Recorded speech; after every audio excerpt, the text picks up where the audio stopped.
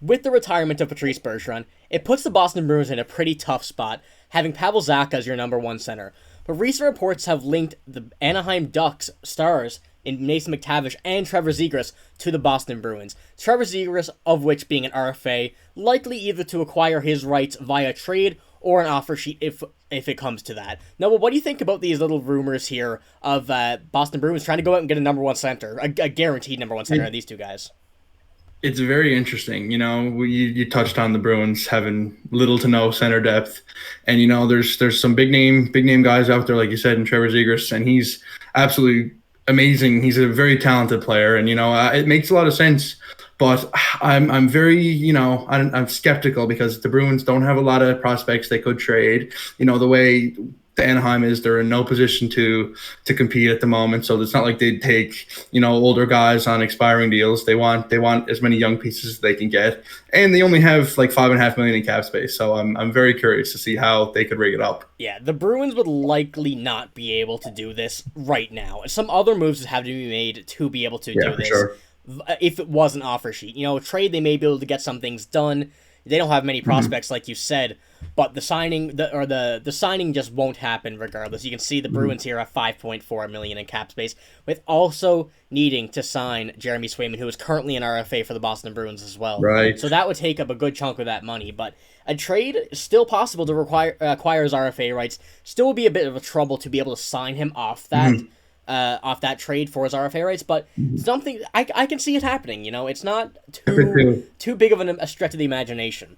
But going off the offer sheet offers here, you can see these are the margins of what picks would have to be given up if the deal was accepted by the player. In this case, would be Trevor Zegras. So just say Trevor Zegras is making, let's say, $9 million. The Boston Bruins would have to give up 2 first-round picks, 2 first-round picks, 1 second, and 1/3, excuse me.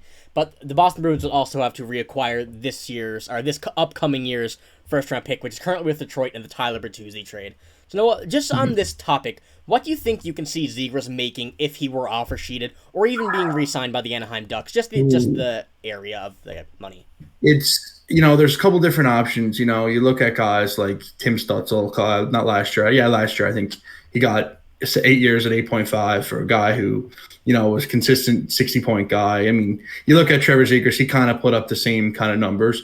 But you can also look at a guy like Cole Caulfield as well. He just got 7.8 for 8 years in Montreal, and he hasn't really played a full season. So it's kind of like you don't really know. But if I was a betting man, I think I'd say probably 8 times 8.5.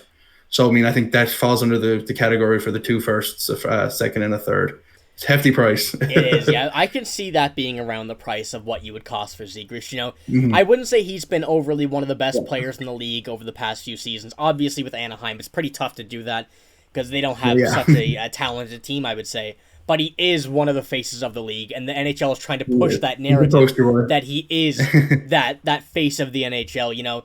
A lot of people say hockey players aren't very vocal, aren't very exciting in the public, but Trevor Zegras, you gotta admit it, whether you like him or not, he is a very vocal person. He's very outspoken. He's very good at taking like a leadership role, and in this case, I think it is a good role for him. Being the face of the NHL. That's also big publicity for whatever team wants him. So I mean, that cash will also be in consideration of that. It brings a lot with them. Yeah, it's a big market. You have everybody's calling it like the Michigan, but it's also the Zegras now. The pass above the net, also the Michigan goal. He's a very flashy player, so that does bring attention to the market, whatever he'll be in. But also on the Ducks end of this for the cap space, I don't think that the Anaheim Ducks be willing to give up either Mason McTavish or Trevor Zegras, and I don't think that if there was an offer sheet, they would not match it. They have $27 million in cap space, that's a lot of money. Boatload. Yeah, I completely agree. That is a lot of money.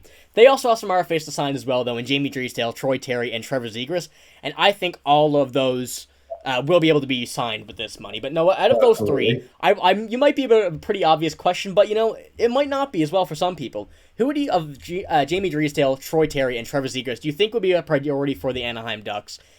Just say if one of them were offer sheeted. Yeah. I think I got to go with Drysdale. He's young defender, still developing. They got guys like Olin Zellweger, Pavel Mityukov coming up. They're looking like a pretty good decor with Drysdale kind of leading that way. But I think I got to disagree with you on the terms that the Ducks wouldn't not match it or wouldn't not do the offer sheet. I really like the return that they could get for Trevor Zegras. He's, like I said, he's an absolutely crazy talented player. What he brings to the league is unmatched.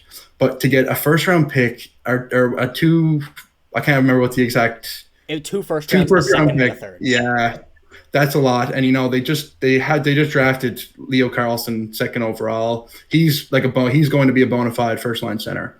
They also have Mason McTavish, who could be a perfect complement to him. That kind of puts Zegras kind of where you playing him to. Maybe he could slide over to the left wing. You never know. But you kind of have your 1-2 punch there, maybe in Carlson and McTavish. So I'm kind of on the side that you bring in 2 first round picks.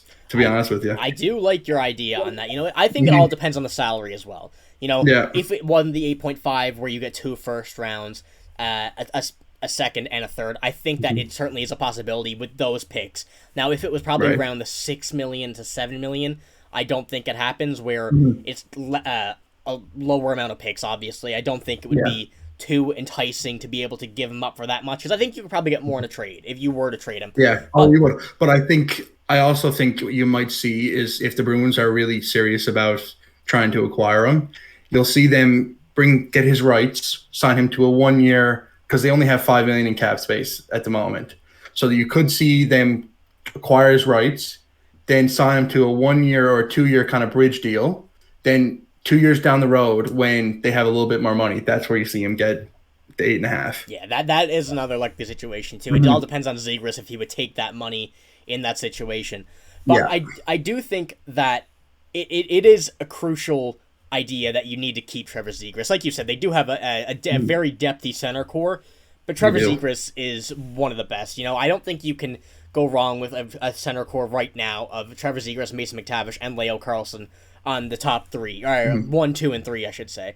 I don't know if I would give Leo Carlsson a first or second line role yet. I think he certainly could be able to, but you don't want to rush him into it. You got to let him ease his way into it, especially on a team that's currently in a rebuild. You don't know what they're going to do with John Gibson. You don't know what's going to happen yet. There's lots of time before the NHL season starts. But it will be interesting to see what does happen with Trevor Zegras, if anything at all. Obviously, this is all speculation. Nothing is confirmed.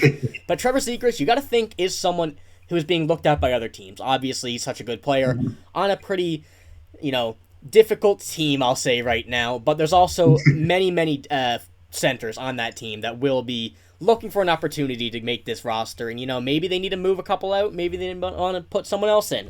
You never know what the Anaheim Ducks are thinking right now. Obviously, they went the different route in taking Leo Carlsson over Adam Fantilli, and doing that, I think they'll be willing to do anything to be able to get this team what they want to like. But we'll be keeping tabs on all this Trevor Zegras news and all of the news coming across the NHL, from RFAs to trades to, a few signings left, guys like Patrick Kane. We're going to be covering all of that in the upcoming weeks until the NHL season starts. But if you want to see it, make sure to subscribe to the channel. Also, make sure to like the video if you did like it. That's all we got. We're signing out. If you like the video, like it, subscribe. We'll see you later. Hope you have a good night, and thank you for watching.